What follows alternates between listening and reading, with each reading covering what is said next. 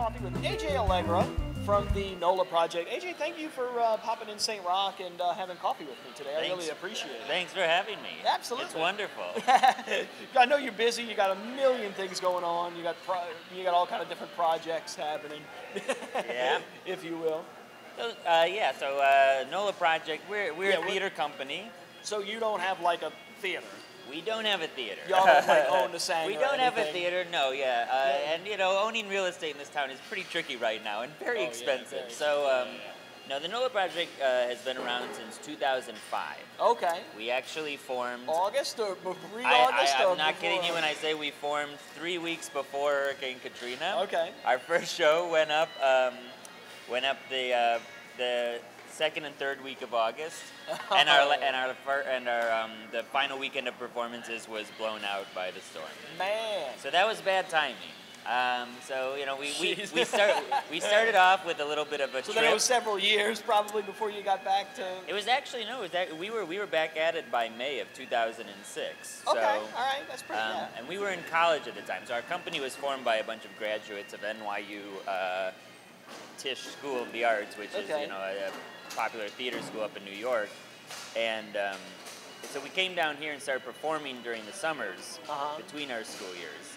And then after we graduated in 2007, we made the move down here permanently. Oh, okay. Wow. And a lot of us then have since become, you know, the Nola Project is like any arts institution, you know, as it starts small and it grows bigger. So, you know, in order to, kind of supplement my income, I became a teacher. I taught at NOCA for 7 years. Now I teach theater at Lusher. A lot of our members are teachers and arts educators. So you really, now you got me on a different tangent here besides this, but so y'all decided y'all just wanted to put together theater in New Orleans. Yeah, we decided. Why New Orleans? There was especially in early '05. Our original founding artistic director, Andrew Larimer, he's from New Orleans. Oh, okay. He grew up here. He went to NOCA, and he was of the feeling that the New Orleans at the time, in 2005, was lacking a lot of, you know, serious drama. You know, that's the stuff that we were well trained in. You know, Shakespeare classical, American classics. And Andrew felt like there was a lack of that in the city. The city was really focused on mostly splashy musical theater that was locally produced. Yeah. So he felt like there was, you know, a void that we could fill. And so that was the original impetus. And so then when y'all have moved here, y'all have really y'all are part of the you moving here, like that it's not just this, like you're you're functioning members of the community because you moved here for this. Exactly, and the amusing thing is that it's called the Nola Project, and it's really because we never renamed the company, because the first idea of it was that we would come down here for a summer and see if it worked out. So we didn't want to name it something that had a sense of permanence, like the company or the Nola institution. We just named it the project because we thought of it like, this is a project for 2005. To see what... Eventually, you know, obviously 10, 12 years later, here we are, and it's stuck. So there definitely was a void. There definitely was a void, filled. and I think we did. And now that we've been down here and we've established ourselves, we perform all over the city, and most importantly, we formed this partnership that dates back to 2011 with the New Orleans Museum of Art. And the New Orleans Museum of Art, you know, which is a largely visual art museum, really, they were interested in partnering with us because they wanted... Do they have a theater in there, or how does that... They have an auditorium in the museum. Okay, all right. That kind of functions like a theater, but we do a lot of site-specific or immersive work at the museum. Okay. Every May we put on a show in the Sculpture Garden. Oh, okay. And that's always a really, really wonderful, fun show that happens right after Jazz Fest every year. That's coming up, and we have an original play called The Spider Queen there, which is by the way, I will put the links to the Nola Project in the not the comment section, but the info section of the video here. Perfect. So you can click on that and get tickets and all that kind of stuff. And The Spider Queen is an original play that's kind of like, we describe it as the Lord of the Rings meets the Never-Ending Story.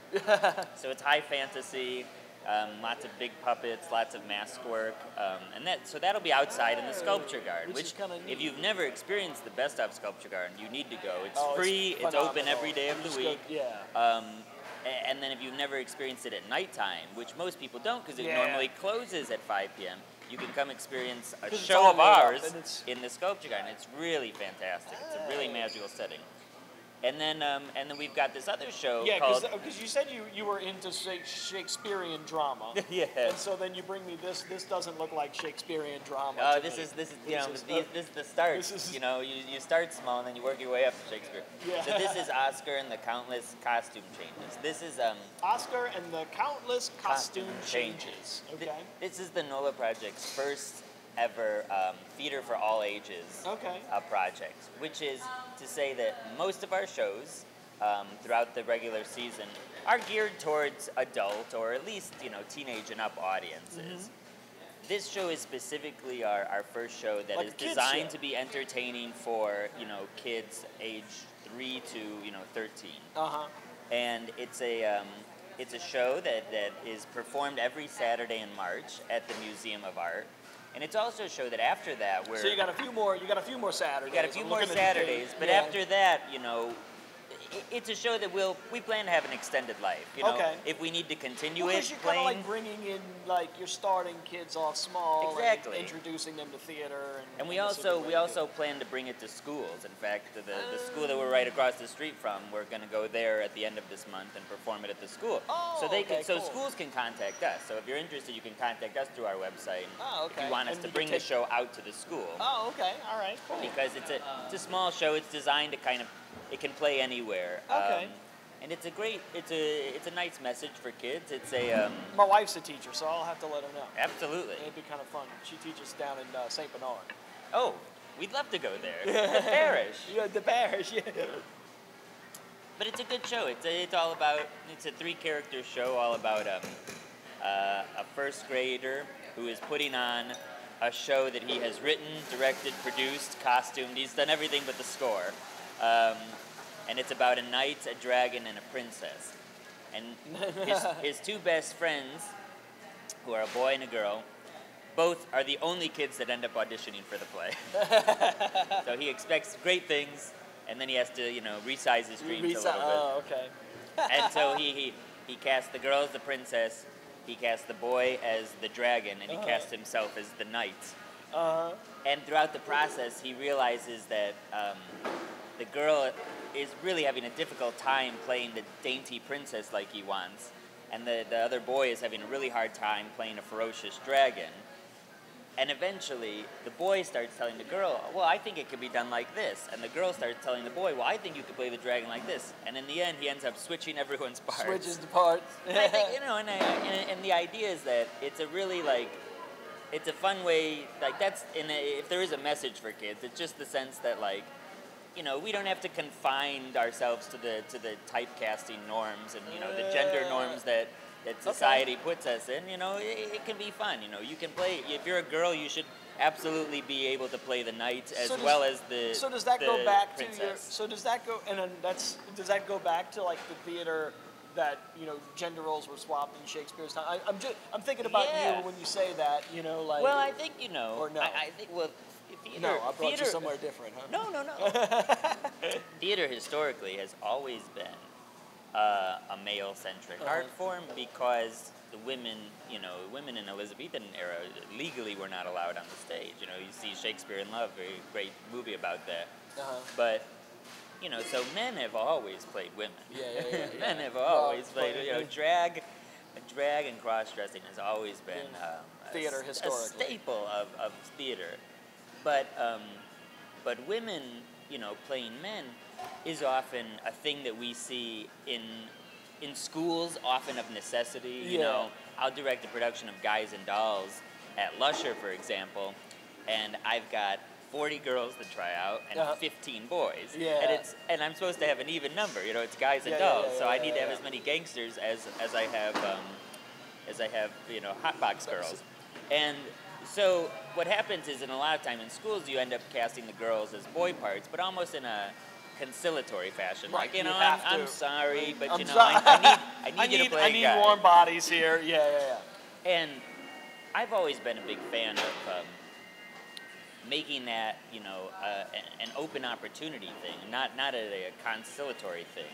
Right. And when I'm directing, and that's what this is. And that's what. Yeah, exactly. That's what this is about. And so it's just about the message that, you know, Be who you there's want to be. there aren't such It's things as boy things and girl things. They're just things. Things. And you know, we should teach the kids to, you know, to be who they want to be and do what they want to do, and not discourage boys who want to take dance classes or girls that want to take taekwondo and stuff like that. Right. Which is really the quintessential, I think, New Orleans message. And it's funny that y'all Do what come you here wanna. and do that. That do what you wanna, and or to that you can be. Yeah, I was gonna go a little bit more classic and say maybe the city that care forgot or something. There you go. You know, but do what you wanna certainly plays into that. The Big Easy, you know, all those different kind of things, you know, plays into that. But you know, one of the things that I guess fascinates me about you and your theater crew is how, like you say, you thought you were going to be a short-term deal.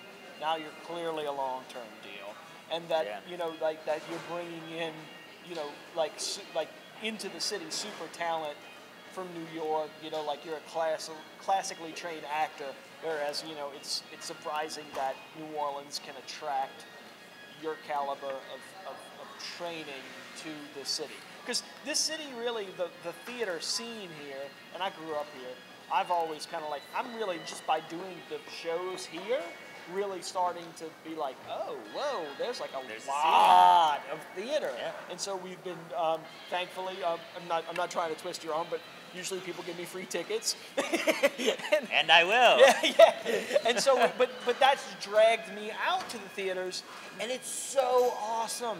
You know what I mean? Like, it's so cool. And so now we go. We actively search out different plays that are happening.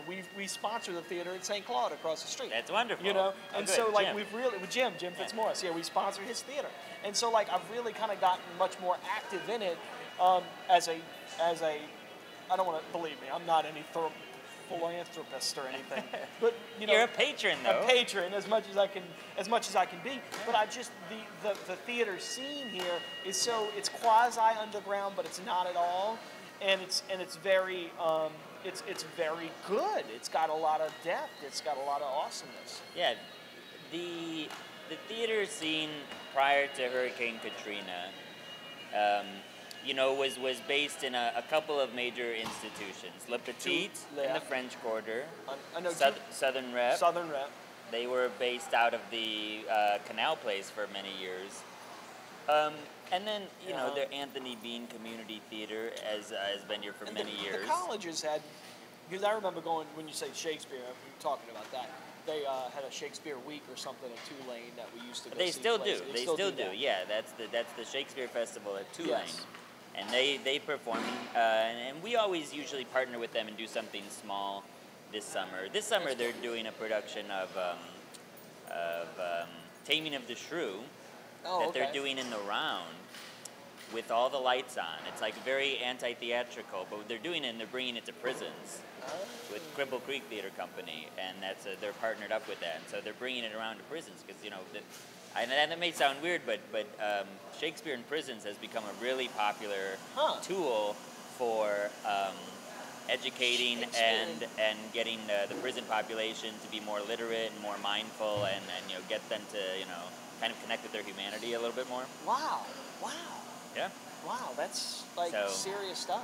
Yeah, you know, theater can be, you know, it's amazing how many ways the theater can be used for good, and it's not just the type of, you know, superficial entertainment. Superficial entertainment, or even like the stuff that sometimes you get when you work in the corporate world, and like you have a professional development day, and like everyone has to take an improv class together, and then everyone's just like looking at their watch, going, "When can we go home?" You know, this team building crap. You know? I think that there is real powerful ways for theater to be a source for good in the world, and and that's why we want to do shows like the Oscar and the Countless Costume Changes, because you need to start kids young, and if they can be exposed to theater on a regular basis and be encouraged to participate and be creative in the realms of theater, then they're going to have a more enriched life as an adult. And it doesn't necessarily mean that we're trying to train theater artists.